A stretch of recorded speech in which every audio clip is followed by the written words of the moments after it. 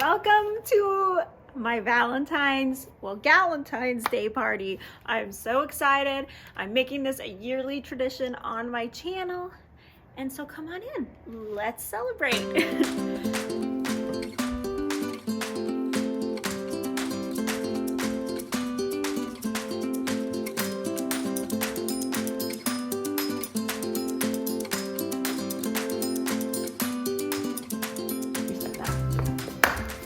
Okay, we are here at my computer because I'm gonna show you guys a sneak peek at the things I have planned for us today. I have 2 recipes, I have 1 craft, and yeah, I think it's gonna be really fun, but all these things are super simple and easy just for us to have a good time together and celebrate love in general. Friendship love, if you have romantic love in your life, but ultimately, let's celebrate God's love that He has for us.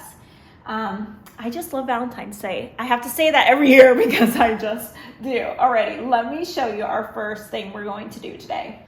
I thought this was really cute, so simple. I'm all about the simple crafts. So we are going to try to make this little table runner with the X's and O's, and I'm gonna use pink paint. I had to dig through my kids' paint because I didn't even know what colors we had, and I have this like white butcher paper, and I thought it would be cute to like put it over there on my coffee table or something.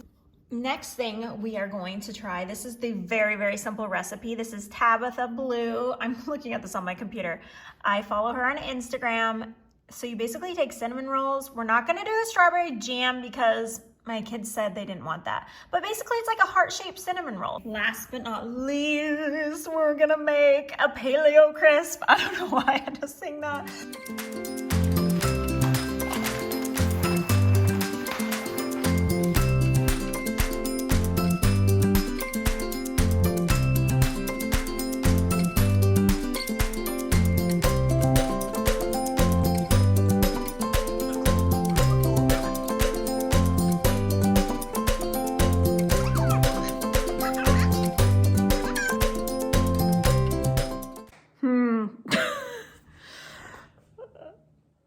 Well, this is turning out so far to be an interesting Galentine's Day party. I don't know if I should just leave it like that or what. You guys, tell me in the comments. Does it look like a child did that? It kind of does.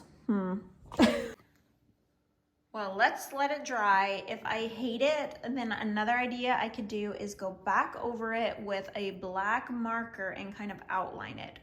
Or outline at least some of them. Maybe that'll give it a little bit more character.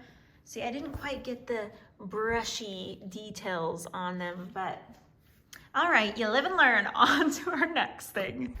Welcome to my kitchen. My handheld on the ground. We have dishes over here because this is real life and I didn't want to empty them.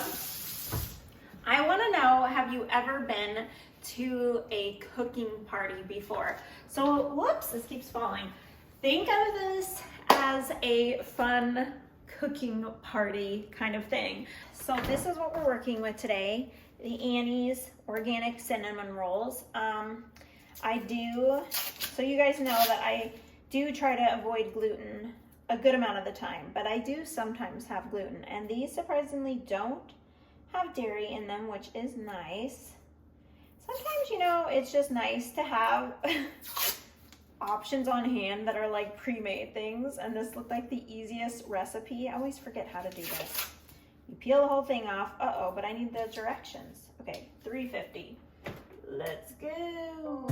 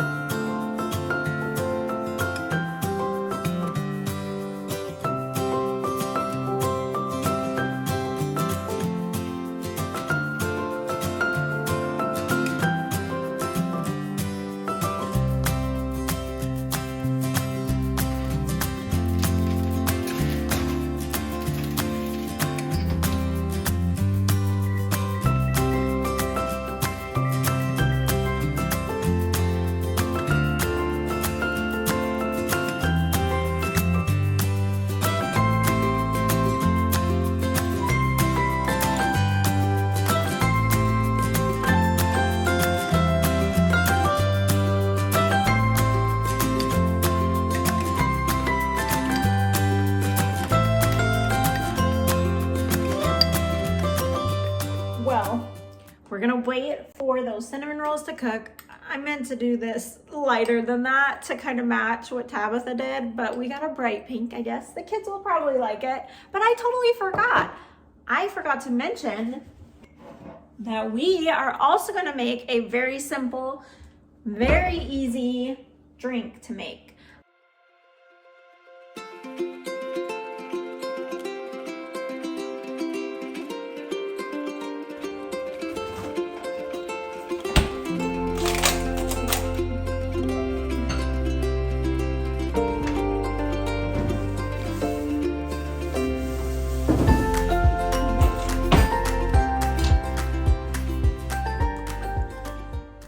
Should I title this, Welcome to Molly's Haphazard Kitchen Cooking? Whoa, my tripod is like shaking. I wing things a lot, okay? So this is what we're gonna do. We're gonna put ice. I haven't tried this combination. We're gonna put ice in here. Some lemon slices. Let's tilt that. Some lemon slices. Some Spindrift, which is like, see, it's the haphazard kitchen. Spindrift is supposedly like one of the healthier sparkling waters. And the Florida's Natural Lemonade is not one of the more healthier drinks. So we're just gonna combine them. It's gonna be great.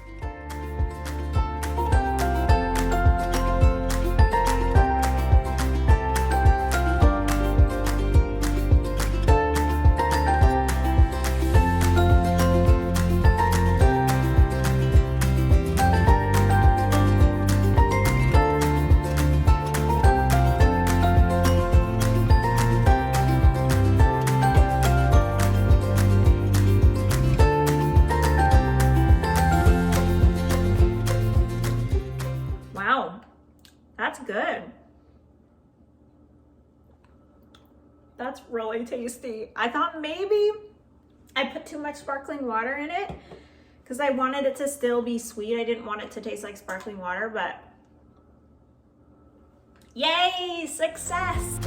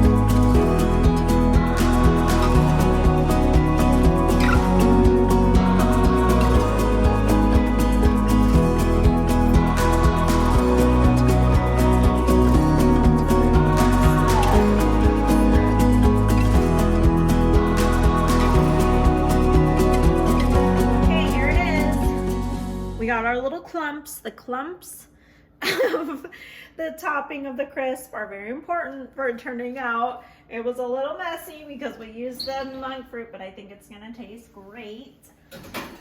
Okay, it is done. Let's see, there it is. It's definitely a little different texture because I used the monk fruit. So it's a little bit like more drier, but I think it's gonna taste good. I made it before, let's try it out.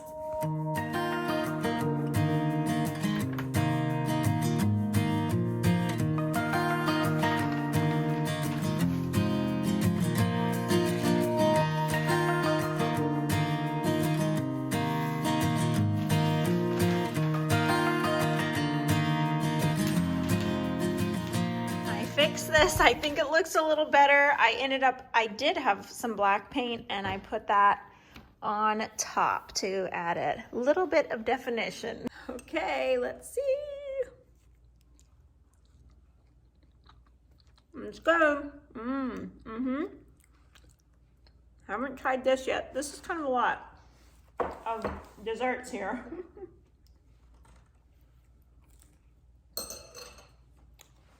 Okay. A little overcooked.